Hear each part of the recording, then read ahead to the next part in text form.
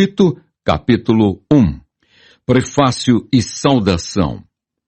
Paulo, servo de Deus e apóstolo de Jesus Cristo, para promover a fé que é dos eleitos de Deus e o pleno conhecimento da verdade segundo a piedade, na esperança da vida eterna que o Deus, que não pode mentir, prometeu antes dos tempos eternos, e em tempos devidos manifestou a sua palavra mediante a pregação que me foi confiada por mandato de Deus, nosso Salvador, a Tito, verdadeiro filho, segundo a fé comum, graça e paz, da parte de Deus Pai e de Cristo Jesus, nosso Salvador.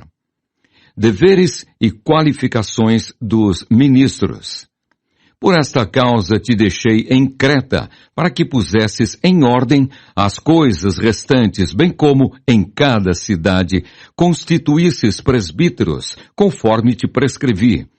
Alguém que seja irrepreensível, marido de uma só mulher, que tenha filhos crentes que não são acusados de dissolução, nem são insubordinados, porque é indispensável que o bispo seja irrepreensível como despenseiro de Deus, não arrogante, não irascível, não dado ao vinho, nem violento, nem cobiçoso de torpe ganância, antes hospitaleiro, amigo do bem, sóbrio, justo, piedoso, que tenha domínio de si, apegado à palavra fiel, que é segundo a doutrina, de modo que tenha poder tanto para exortar, pelo reto ensino, como para convencer os que o contradizem.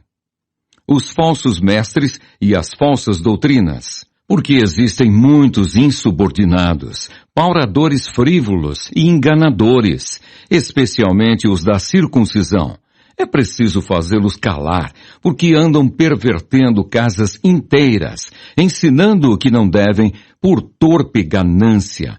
Foi mesmo dentre eles um seu profeta que disse: cretenses, sempre mentirosos, feras terríveis, ventres preguiçosos.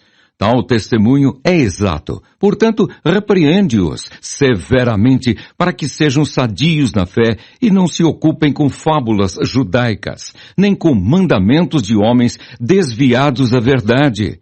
Todas as coisas são puras para os puros, todavia, para os impuros e descrentes, nada é puro, porque tanto a mente como a consciência deles estão corrompidas. No tocante a Deus, professam conhecê-lo. Entretanto, o negam por suas obras. É por isso que são abomináveis, desobedientes e reprovados para toda boa obra. Tito, capítulo 2. Os deveres das várias classes de pessoas crentes. Tu, porém, fala o que convém à sã doutrina. Quanto aos homens idosos, que sejam temperantes, respeitáveis, sensatos, sadios na fé, no amor e na constância. Quanto às mulheres idosas, semelhantemente, que sejam sérias em seu proceder, não caluniadoras, não escravizadas a muito vinho, sejam mestras do bem, a fim de instruírem as jovens, recém-casadas, a amarem ao marido e a seus filhos, a serem sensatas, honestas, boas donas de casa, bondosas, sujeitas ao marido, para que a palavra de Deus não seja difamada. Quanto aos moços, de igual modo, exorta-os para que em todas as coisas sejam criteriosos.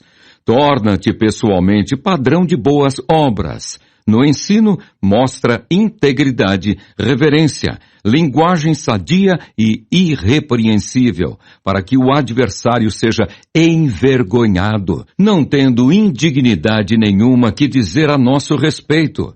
Quanto aos servos, que sejam em tudo obedientes ao seu Senhor, dando-lhe motivo de satisfação. Não sejam respondões, não furtem, pelo contrário, deem prova de toda a fidelidade, a fim de ornarem em todas as coisas a doutrina de Deus, nosso Salvador. Os gloriosos benefícios da graça salvadora de Cristo.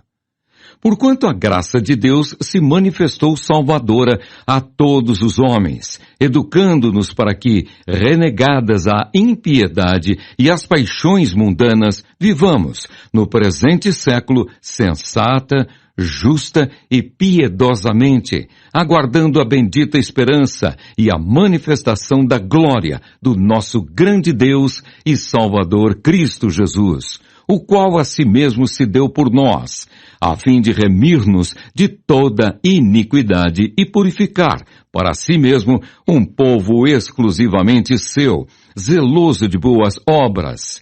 Dize estas coisas, exorta e repreende também com toda a autoridade. Ninguém te despreze. Tito, capítulo 3.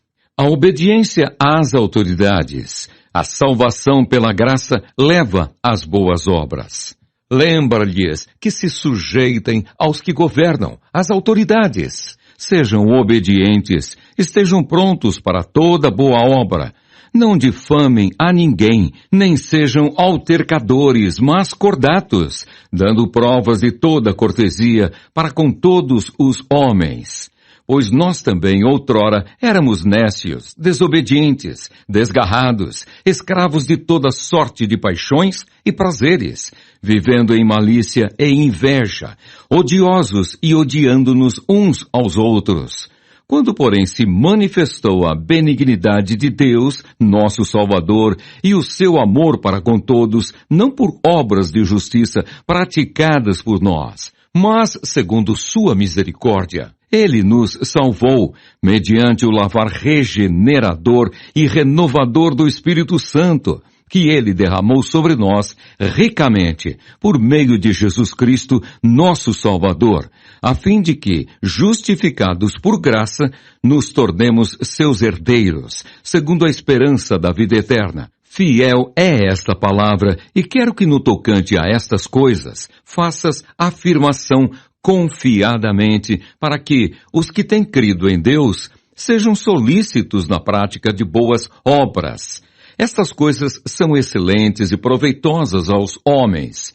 Evita discussões insensatas, genealogias, contendas e debates sobre a lei, porque não têm utilidade e são fúteis. Evita o homem faccioso, depois de admoestá-lo primeira e segunda vez, pois sabes que tal pessoa está pervertida e vive pecando, e por si mesma está condenada.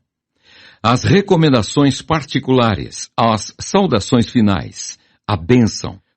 Quando te enviar Ártemas ou Tíquico, apressa-te a vir até Nicópolis ao meu encontro. Estou resolvido a passar o inverno ali. Encaminha com diligência Zenas, o intérprete da lei, e Apolo, a fim de que não lhes falte coisa alguma. Agora, quanto aos nossos, que aprendam também a distinguir-se nas boas obras a favor dos necessitados, para não se tornarem infrutíferos. Todos os que se acham comigo te saúdam. Saúda quantos nos amam na fé. A graça seja com todos vós.